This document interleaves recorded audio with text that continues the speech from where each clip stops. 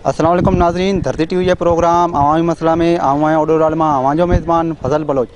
नाज़रीन, असां अॼु अवां के ओडेरो लाल स्टेशन के खुलियल फाटक आहिनि उन्हनि जे हवाले सां आगाह कंदासीं, उन्हनि जे मसइलनि खां हिते अवाम जे मसइलनि खां आगाह कंदासीं त खुलियल फाटकनि खां सफ़र कंदे अवाम कीअं ख़ौफ़ महसूस थो करे ऐं गुज़िरियल खुलियल फाटकनि जे करे केतिरा जानियूं जेके आहिनि उहे ज़ाया थी चुका आहिनि। नाज़रीन, इंग्लैंड जे दौर खां वठी 21वीं सदी में जेको आहे रेल सिंध में सफ़र जो महफ़ूज़ ज़रियो बणियल हो, पर हींअर रेल जेको आहे इम्तिहाननि, हादसनि ऐं ॿियनि वाक़िअनि जो सबबु बणिजी वई आहे।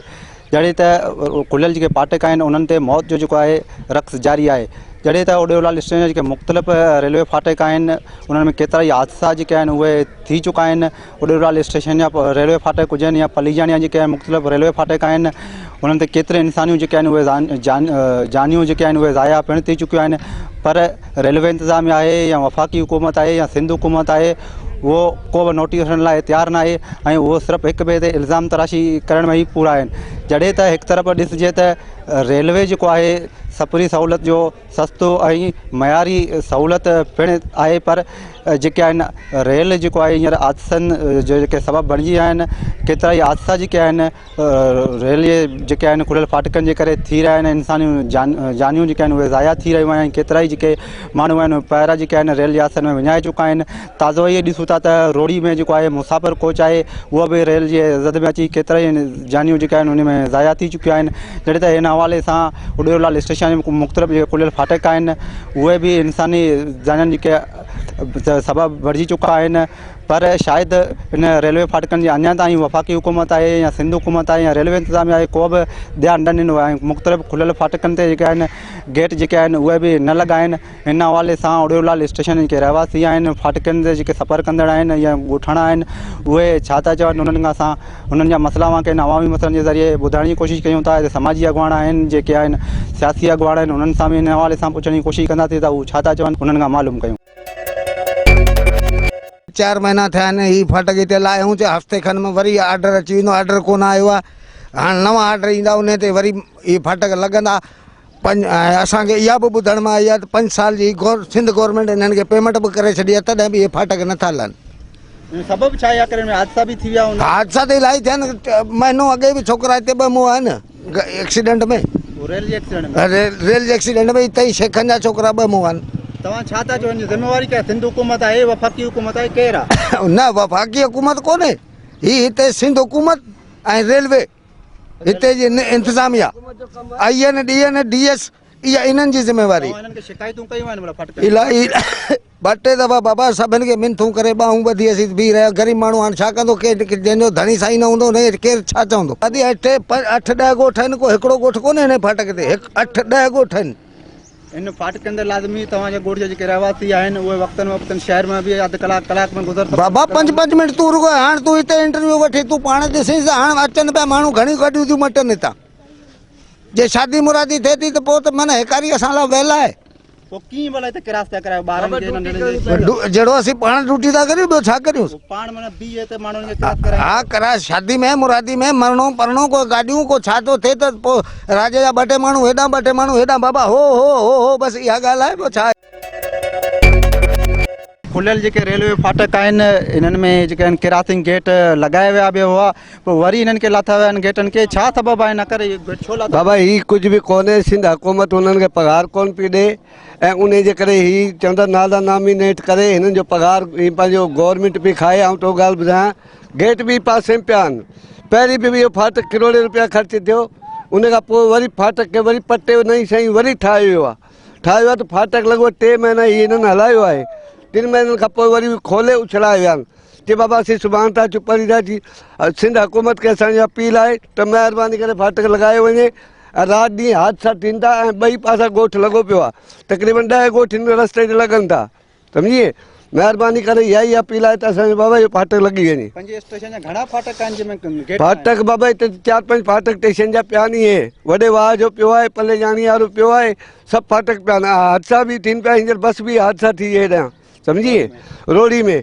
सो बाबा असां राति ॾींहुं ते ड्यूटी ॾेई ॿारनि खे मटायूं था। असांजो प्राइमरी स्कूल आबादी हिन पासे घणी आहे ऐं प्राइमरी स्कूल हिन पासे आहे। नंढा ॿार 8 बजे वेंदा आहिनि, हुननि खे असीं पाण टिपाईंदा आहियूं। अदा ये कहिड़ो फाटक में मौजूद आहियूं, इनमें छा मतिलबु फाटक छो कोन लॻाया? फजल भाई, ये गोठ मोहम्मद अबड़ा गांव है। तकरीबन यहाँ पे 500 घर, हमारे 10,000 की आबादी है और बहुत ज़्यादा परेशानी है हमें फाटक ना होने की वजह से। सुबह बच्चे स्कूल जाते हैं, रिक्शों में जाते हैं और बहुत सारे हादसा भी हो चुके हैं यहाँ पे। और 2-3 मरतबा एक गेट लग चुके हैं। पिछले दिनों तो मुलाजिम भी यहाँ पे काम कर रहे थे, उसके बाद कुछ ही माह के बाद उनको हटा दिया गया, अब ना गेट है। और कुछ दिन पहले भी एक बहुत बड़ा हादसा हुआ है यहाँ पे और ये मामूल बन गया है। हमने बहुत डीएस साहब को भी शिकायतें की हैं, ANDN वगैरह तो आते रहते हैं, उनको तो वो तो बस लिफ्ट ही नहीं कराते। और इसके अलावा GM रेलवे को भी हमने एप्लीकेशन भेजी है, शेख रशीद मिनिस्टर रेलवे शेख रशीद साहब को भी हमने एप्लीकेशन भेजी हुई है। तो इस बात पे कोई गौर नहीं हो रहा। तो ये हम आपके तबस्सुम से मुतालबा करते हैं वफाकी हुकूमत और शेख रशीद साहब और DS रेलवे GM रेलवे साहब से कि हमारा ये मसला हल किया जाए ताकि हम ना किसी भी नाखुशगवार वाक़ये से बचा जा सके। जी नाज़रीन, गोठ मोहम्मद अबड़ा जो समाजी अगवान है राव फुरकान इन वक्त असां सां गॾु मौजूदु आहे। इनका इन मोहम्मद अबड़ा जो खुलियल फाटक है जो क्रॉसिंग गेट न हुजण करे इन हवाले से इनखां पुछंदासीं त जेके गुज़रंदे सफ़र जो है उहो कीअं था महसूस कनि, कहिड़े कौम में मुब्तला रहनि था, या के जेके DS आहे रेलवे या ॿिए के इंतज़ामिया आहिनि उन्हनि इन रेलवे फाटक जे क्रॉसिंग गेट न हुजण के शिकायतूं कयूं आहिनि या के हादसा बि हिते थिया आहिनि, उन हवाले सां राव फुरकान सां पुछंदासीं त उहो छा था चवनि। जी, तव्हां इन वक्त मौजूद आयो कराची डिवीज़न जी हदूद में वाक़िया रेलवे फाटक नंबर 33 ते, जिते तकरीबन 6 महीना अॻे फाटक गेट लगाया हुआ असांजे एहतजाज खां पोइ, पर अणॼातल वजूहात खां जे तहत उहे गेट लाथा विया आहिनि। इहे पिया आहिनि, तव्हां ॾिसी सघो था। असल में गेट न हुजण जे करे असां अलाए केतिरनि हादसात खे मुंहुं ॾेई चुका आहियूं, जंहिंमें जानी माली असांजो वॾो नुक़सानु थी चुको आहे। उनखां पोइ असां एहतजाज कयो, मीडिया जे थ्रू बि एप्लीकेशनूं कयूं, असां वफ़ाक़ी मिनिस्टर के भी एप्लीकेशनूं कयूं ऐं रेलवे मिनिस्टर के भी कयूं सभिनी। उनखां पोइ उन्हनि महिरबानी करे करोड़ रुपया लॻाए इहो गेट मंज़ूर थियो ऐं गेट लॻायो बि वियो। पर 2 महीननि खां पोइ उन्हनि इहे गेट लाथा आहिनि। उन्हनि खां जॾहिं पुछाणो कयो वियो त भई इहे गेट छो लाथा आहिनि, त उहे इन जी ज़िम्मेवारी रेलवे जा जेके मुलाज़िम आहिनि इन जी ज़िम्मेवारी सॼी डिस्ट्रिक्ट गवर्नमेंट ते, ज़िलाई गवर्नमेंट मटियारी जी जेका आहे उन ते रखनि था त भई इन जी जेका पघार आहे, जेको मुलाज़िम हिते ड्यूटी कंदो उन जी पघार मक़ामी हुकूमत खे ॾियणी आहे ऐं उहे पघार न पिया ॾियनि, जंहिंजे करे असां इहे गेट लाहियूं पिया। असां वफ़ाक़ी हुकूमत खे त नथा चई सघूं, पर असांजी जेका सूबाई हुकूमत आहे पीपल्स पार्टी जी ऐं असांजी जेका ज़िलाई हुकूमत आहे, असां पंहिंजे MPA MNAs मखदूम साहिबान के रिक्वेस्ट हथ बधी रिक्वेस्ट था करूं त खुदारा कंहिं वॾे नुक़सान खां बचण जे लाइ असांखे इन मौत जे खूह खां बचायो। असांजा हज़ारे ॿारड़ा रोज़ हितां क्रॉस करे ओडेरो लाल स्टेशन ऐं ॿियनि शहरनि में स्कूलनि ॾांहुं वञनि था, जंहिंजी हयाती ख़तरे में। असांजे ॻोठाणा सुबुह शाम इन ई खुटके में हूंदा आहिनि त अल्लाह न करे को हादसो थी सघे थो ऐं वॉलेंटरली जेको रज़ाकाराना तौर ते हिते फाटक ते अची ॿी माण्हुनि खे आगाही ॾियनि था त भई गाॾी अचे थी, तव्हां बचो। ऐं केसीं ताईं इहे थींदो रहंदो, प्राइवेट माण्हू केसीं ताईं इन्हनि माण्हुनि खे जी हयातियुनि खे बचाईंदो रहंदो। असां सिंध गवर्नमेंट खां ऐं मखदूम साहिबान खां हथ बधी मुतालबो अर्ज़ु गुज़ारिश था करियूं त खुदारा असांजी जानियुनि खे, असांजे ॿारनि जी जानियुनि खां बचायो वञे ऐं ख़ुदा न करे को रोड़ी जहिड़ो वाक़ियो ॿीहर थी वियो त उन जो ज़िम्मेवार केरु हूंदो। असां मुतालबो था करियूं त फिल फोर असांजो इहो मसइलो हल करायो वञे ऐं इहे गेट लॻाया वञनि। फुरकान भाई, जो है मोहम्मद अबड़ा फाटक है या पलियाणी या मुख़्तलिफ़ जो फाटक आहिनि उन्हनि ते के हादसा भी थी विया आहिनि। गुज़िरियल साल भी जो आहिनि बलोच बहादुरी जा कराची जा रहवासी हुआ उहे भी रेल जे ज़द में अची फौत थी विया हुआ। पलियाणी जा जेके आहिनि उहे खुलियल जेके फाटक आहिनि उनमें भी जेके आहिनि भिठिया जेके पांधी जहिड़ा हुआ उहे भी तक़रीबन 8-10 ॼणा उहे भी फौत थी चुका आहिनि। इन हवाले सां इहो हैदराबाद खां ओरिया ADS ते हिकिड़ो खुलियल फाटक आहे, पलेजानी ते जिसकाणी खुलियो फाटक आहे, सालेशाह मोरी ते हिकिड़ो फाटक आहे, मोहम्मद अबड़ा जो इहो फाटक आहे। इन ते तक़रीबन गुज़िरियल टाइम में इलाही एक्सीडेंट थिया आहिनि, जंहिंमें 50-60 खां वधीक माण्हू पंहिंजी हयातियूं विञाए वेठा आहिनि। पोइ केसीं ताईं इहो हलंदो रहंदो, कीअं केसीं ताईं असां माण्हू इहो असां भुगतंदा रहंदा। असां मुतालबो था करियूं त फिल फोर इन मसइले खे हल कयो वञे ऐं गेट लॻाए। जी नाज़रीन, अवामी मसला प्रोग्राम में असां अवां ओडेरो लाल स्टेशन मुख़्तलिफ़ जेके रेलवे फाटक आहिनि उन्हनि जे बारे खुलियल जेके फाटक आहिनि उन्हनि जे बारे में अवां खे आगाह करे रहिया आहियूं। हिन हवाले सां असांखे पंहिंजो ओडेरो लाल स्टेशन साहब ई आहे पर समाजी अॻुवाण अब्दुल गफूर हिंगोरो जेको रोज़ाना इन फाटकनि जे खुलियल फाटक आहिनि उन किरात करे पंहिंजे शहरनि रुख़ थो करे। इन हवाले सां उनखां मालूमात वठण जी कोशिशि कंदासीं त खुलियल फाटकनि जेके आहिनि उन्हनि में इंसानी केतिरियूं जानियूं ज़ाया थी चुकियूं आहिनि या वफ़ाक़ी हुकूमत आहिनि या सिंध हुकूमत आहे, इन हवाले सां कहिड़ा क़दम कया आहिनि। अदा ही जेको मोहम्मद अबड़ा फाटक आहे उन खां सवाइ पलीजाणी फाटक आहे, जिसकाणी फाटक आहे, उन खां अयूब खस्करी आहे, मियांदाद साहूवाल आहे, साले शाह वारो ही फाटक आहे, उन खां पोइ वाबशाह जो फाटक आहे।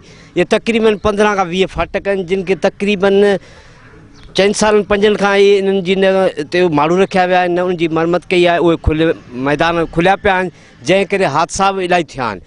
ही जेको आहे मोहम्मद अबड़ा फाटक आहे, इते तक़रीबन 15 खां 20 ॻोठ लॻनि था। उन्हनि जा ॿार नियाणियूं सुबुह चिंकियूं भरचोए था वञनि थियूं।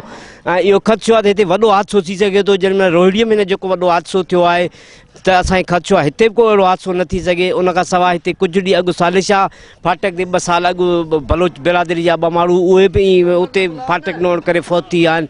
तक़रीबन हादसा इहे मामूल बणिजी चुका आहिनि। लेकिन हुकूमत जेका वफ़ाक़ी हुकूमत थी हाणे सिंध हुकूमत हाणे वफ़ाक़े, हालांकि हीउ जेको प्रोसेस आहे उहो वफ़ाक़ी हुकूमत जो आहे।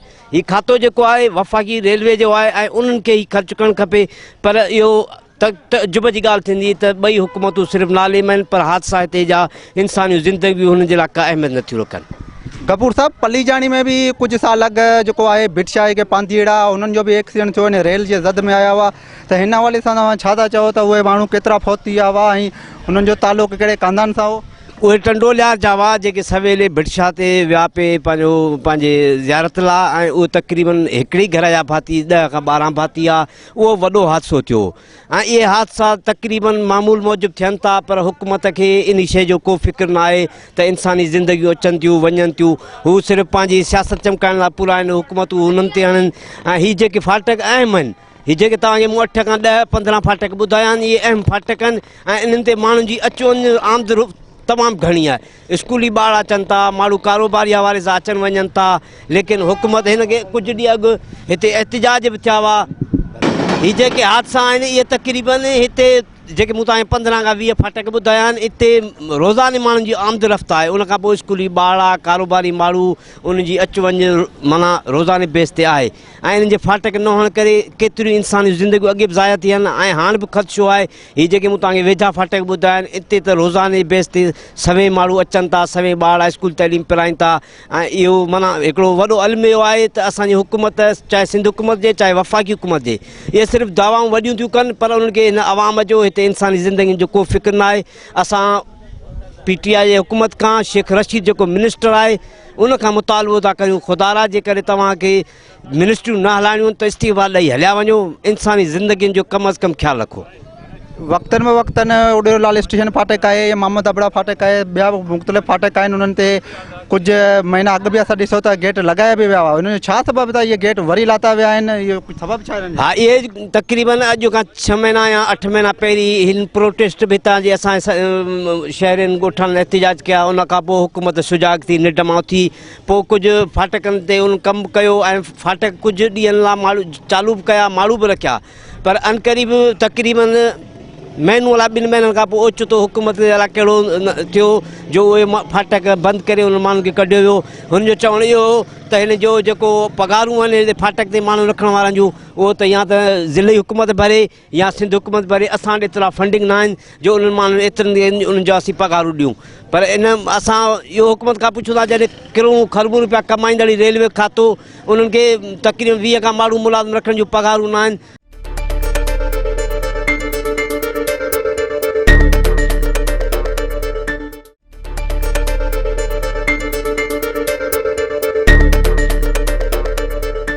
ओडेरो लाल स्टेशन रेलवे स्टेशन ते मौजूदु आहियूं। इन वक़्तु असां सां गॾु मौजूदु आहे ओडेरो लाल स्टेशन रेलवे मास्टर। उनखां पुछूं था जेके खुलियल फाटक आहिनि, ओडेरो लाल स्टेशन आहे या पलीजाणी आहे या भर पासे केतिरा खुलियल फाटक आहिनि, उन्हनि में अॼु ताईं जेके गेट छो न लॻा आहिनि या सबबु छा आहिनि? सही, असांजी हदूद में जेको आहे पंहिंजो ओडेरो लाल स्टेशन जेको आहे हिन जे हद में तक़रीबन 1 2 3 4 फाटक आहिनि। 4 ते 2 ते गेटमैन आहिनि, 2 जेका आहिनि हुन ते गेटमैन का बि कान आहे। अनमेन लेवल क्रॉसिंग गेट है स्टेशन जी हदूद में। बाक़ी जेका आहिनि ॿाहिरि जेका आहिनि उडेरो लाल ऐं वापशाह जे विच में पलीजाणी में आहे, पलीजानी साइड ते बि आहे कचो फाटक आहे, हिकिड़ो पको फाटक आहे। इन्हनि में आख़िर अञा ताईं गेट छो न लॻाइनि, को सबबु के रेलवे इंतज़ाम तव्हांखे ॿुधाया आहिनि या छा मसइलो आहे?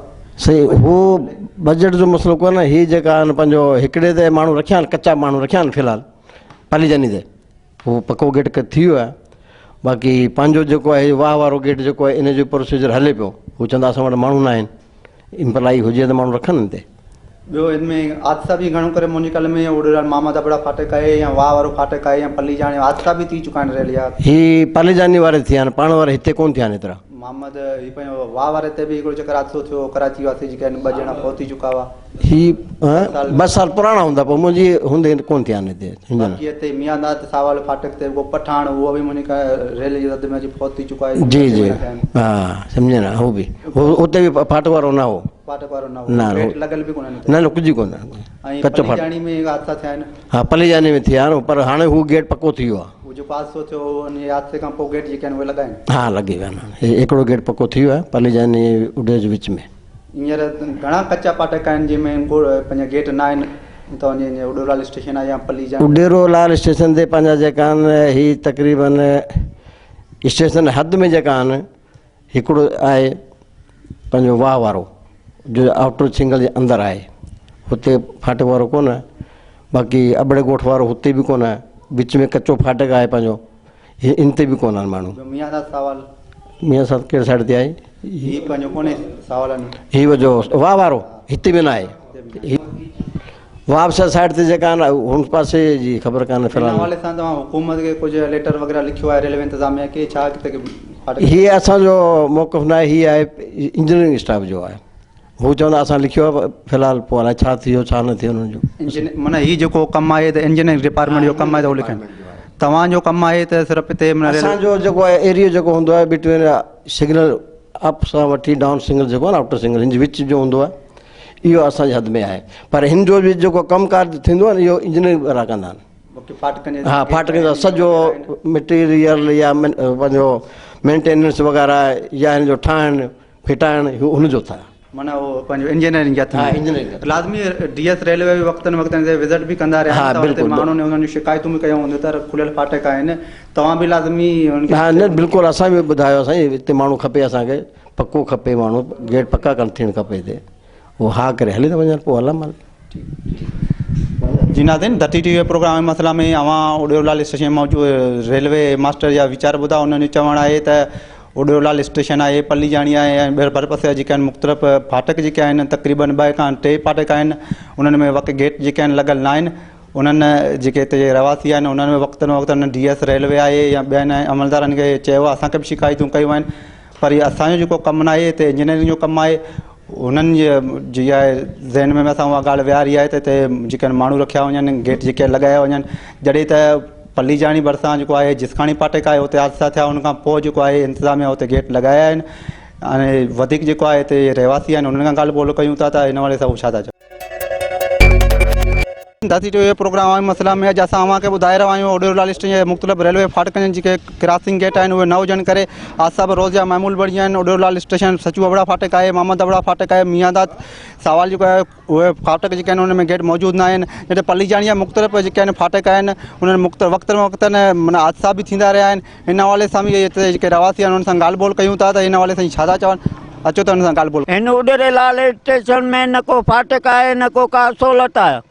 असां ग़रीब मिसकिन आहियूं, हिते 2-3 चकर वारदातूं थियूं आहिनि, जेको माना एक्सीडेंट थियो आहे बुरे उन जी दाद फ़रियाद ॿुधण लाइ को बि तयारु कोन्हे। हीउ फाटक तयारु करायो वञो, महिरबानी तव्हांजी थींदी।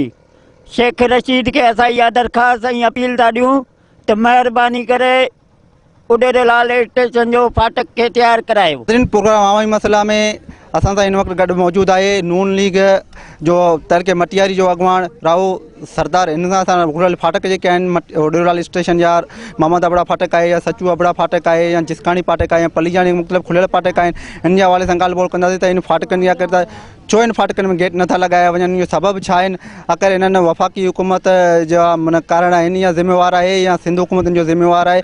राहू साहब कीअं था ॾिसो तव्हां? बिस्मिल्लाहिर्रहमानिर्रहीम। आज का तकरीबन 5-6 साल पहले सादर फीक के दौर में ही फाटक ठाया हुआ, वरी कुछ ॾींहं खां पोइ लही वियो वरी हुकूमत आई त हिननि अची वरी नए सिरे करे ठाहे बजट खाइण जे लाइ जेको माल खाइणो हूंदो आहे हिन खे हुन करे वरी ठाहिया आहिनि वरी कुझु ॾींहं हिन गेट लॻाया आहिनि वरी गेट लाइ वरी हली विया आहिनि हीउ हिकिड़ो असांजो हीउ फाटक आहे ॿियो सचो वॾा जो फाटक आहे ॿियो हुते अॻिते पल्लेजाणी वारो फाटक आहे 3-4 फाटक आहिनि हीउ फाटक लाहे विया आहिनि हीउ हिननि खे चवंदा बाबा असां वटि माण्हू कोन्हे हीउ सिंध गवर्नमेंट हिन जो जे लाइ माण्हू भरे ॾिए असांखे पघार ॾिए हुनजी बाक़ी हीअ आहे त इलाइक़े जा माण्हू आहिनि जेका रोड रस्तनि ते मोटरसाइकिलूं हलंदियूं आहिनि गाॾियूं हलंदियूं आहिनि सभु टैक्स ॾींदो आहे बनी ॿारनि जो टैक्स वेंदो आहे केलनि जो टैक्स वेंदो आहे हर शइ जो टैक्स वेंदो आहे त सिंध गवर्नमेंट हुजे या वफ़ाक़ी गवर्नमेंट हुजे आवाम जी सहूलियत हुननि खे करणु खपे आवाम जो जानी माली नुक़सानु आहे हिन में जे फाटक कोन्हे को बि हादसो थी सघे थो इलाही फाटकनि ते हादसा थिया बि आहिनि ऐं जॾहिं खां हीउ मिनिस्टर आयो आहे हीउ त आहे मनूस हिननि सां इलाही हादसा थिया आहिनि ॿ ॾींहं पहिरीं बि हिकिड़ो हादसो थियो आहे जेको रोडी में थियो आहे तो असां हिननि खे चऊं था हाणे तव्हां माल खाइणु बंदि कयो महिरबानी करे हीउ फाटक लॻायो माण्हू तव्हां वटि जाम न हुजनि त भर्ती कयो तव्हां ईअं बि इलाही कमायो पिया हींअर त रेलवे मां जेको टिकट 600 जो हू तव्हां 1000 जो करे छॾियो हू बि तव्हां वटि इलाही बजट अची वियो तक़रीबन महीने में तव्हांखे 2-4 अरब रुपया वधीक पिया मिलनि राव साहब ये जेके खुलियल फाटक आहिनि ओडेरो लाल स्टेशन में फाटक आहे मामद अबड़ा आहे या जिसकानी फाटक आहे या मियादार सवाल जेको फाटक आहे उनमें इन कुझु वक़्तु अॻु हादसा बि थी चुका आहिनि इन हादसनि जो अगरि ज़िम्मेवार तव्हां कंहिंखे था ठारायो इन हादसे जा ज़िम्मेवार वफ़ाक़ी हुकूमत भी है सूबाई हुकूमत भी है जे अगर सूबाई हुकूमत के फंड ॾियणा आहिनि तो सूबाई हुकूमत फंड ॾे छो सूबाई हुकूमत भी इलाही टैक्स असांखां वठंदी आहे ऐं असीं हर शइ ते टैक्स ॾींदा आहियूं हींअर त असां एतिरो टैक्स ॾींदा आहियूं त असां हुन ॾींहुं वेही हिसाबु कयो आहे तक़रीबन असां हिकु महीने में 500-600 अरब रुपया वधीक पिया ॾियूं ऐं असांखे सहूलियत को बि कोन्हे हिकिड़ो त असांखे महांगाई मारे छॾियो आहे बाक़ी असांखे जानी ऐं माली नुक़सान जो बि अंदेशो हिन फाटक ते बि हिकिड़े चकर हादसो थी वियो आहे ॿ टे चकर माण्हू बि मरी विया आहिनि हू नसीरबाग वारो फाटक आहे हुन ते ॿ टे चकर हादसा थी विया आहिनि इलाही वॾा हादसा थिया आहिनि त असां हिन हुकूमत खे चऊं था हाणे कुझु ग़रीबनि जे लाइ सोचो ग़रीबनि जे लाइ कुझु कयो महिरबानी कयो तव्हां इलाही माल खाधो आहे इलाही कुझु कयो आहे को ग़रीबनि जी जानी ऐं माली नुक़सान जो बि हिफ़ाज़त कयो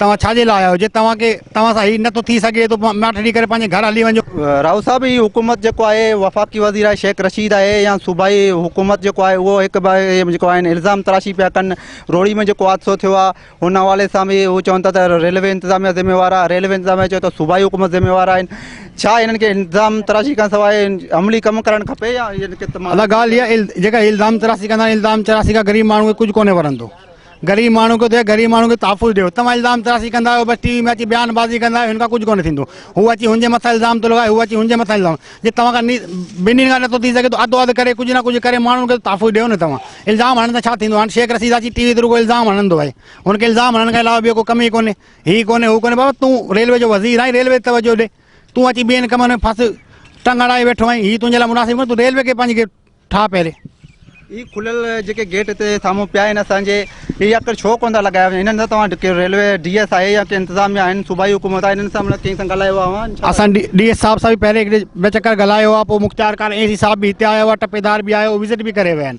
पोइ कुझु ॾींहं हणी विया आहिनि वरी लाहे वेंदा आहिनि को ऑफिसर अहिड़ो ईंदो आहे को ॾिसंदो हणी वेंदा आहिनि पोइ लाहे छॾींदा आहिनि ऐं जो ही हणी विया आहिनि हुन खां पोइ इलाफ़ा हाणे असां त आहियूं हिते ॻोठ जा माण्हू असांखे ख़बर आहे बाक़ी माण्हू खे जेका ॿाहिरि जो माण्हू अचे पियो हुनखे त ख़बर कोन्हे हू त ॾिसे थो फाटक लॻो पियो आहे फाटक ठहियो पियो आहे पहिरें हू ईंदा हुआ हिते फाटक लॻो पियो दर हुआ बंदि थींदा हुआ त हाणे हू त हीउ सोचंदा हुआ फाटक गाॾी कोन्हे फाटक खुलो पियो आहे हिन करे हू त डायरेक्ट अची वेंदा ऐं को बि ॿाहिरि जा जेका महिमान ईंदा आहिनि या आसे पासे जा माण्हू ईंदा आहिनि हुननि जे लाइ वॾो ख़तरनाक कमु आहे मुतालबो आख़िर छा कंदो तव्हां असीं मुतालबो कयूं था शेख रशीद खां बि ऐं सूबाई गवर्नमेंट खां बि ऐं DCO मटियारी खां बि DS रेलवे खां बि बाबा ही बयानबाज़ी खे छॾियो कुझु अमली कमु करे ॾेखारो बयानबाज़ी त असां ॿुधंदे असांखे 70 साल थी विया आहिनि असां बयानबाज़ी ॿुधंदा आहियूं तव्हां को अमली कमु करे ॾेखारो जंहिंसां आम माण्हू मुतमिन थिए बाबा हा असांजी हुकूमत असांजे लाइ कुझु कमु करे पई बाक़ी हीअ न तव्हां असांजे पैसनि टैक्स जे मथां अयाशी कयो अयाशी करे वेठा असांजे पैसनि जे मथां हीअ तव्हांजे लाइ मुनासिबु ॻाल्हि कोन्हे आख़िरत में वञी तव्हां कहिड़ो हिसाबु ॾींदव नाज़रीन प्रोग्राम अवामी मसला में अवां नून लीग अॻवान तलक मटियारी राव सरदार जा वीचार ॿुधा उन्हनि जो चवणु आहे त हुकूमत खे बयानबाज़ी खां पासो करणु खपे जी त रोड़ी में तव्हां ॾिठो त मुसाफ़िर कोच जो रेल ज़द में अची केतिरा ई माण्हू फौत थी चुका उनखां पहिरें जो ओडेरो लाल स्टेशन के पास लॻाइनि ॿियो को अहिड़ो वाक़ियो थिए या सानियो थियो उनखां पहिरें बहितर आहे त जेके खुलियल फाटक आहिनि उन्हनि खे जेको आहे गेट हणी उन्हनि खे इंसानी जाननि खे जेको आहे तहफ़ुज़ फ़राहम करे ॾिनो वञे ऐं ज़रूरत इन ॻाल्हि जी आहे त हाणे जेके खुलियल फाटक आहिनि जेके आहिनि मौत जो जेको राकास बणियल आहिनि हिन हवाले सां हुकूमत खे घुरिजे उहो सूबाई हुकूमत हुजे या वफ़ाक़ी हुकूमत हुजे उन्हनि खे घुरिजे त फौरी तौरु जेके आहिनि खुलियल फाटकनि खे गेट लॻाए इंसानी जाननि खे तहफ़ुज़ फ़राहम कयो वञे कैमरामैन जुमाकान सावल सां गॾु पंहिंजे मेज़बान फज़ल बलोच खे ॾींदा इजाज़त वरी के ॿिए प्रोग्राम में अवां सां मुलाक़ात कंदा तेसीं अल्लाह हवाई।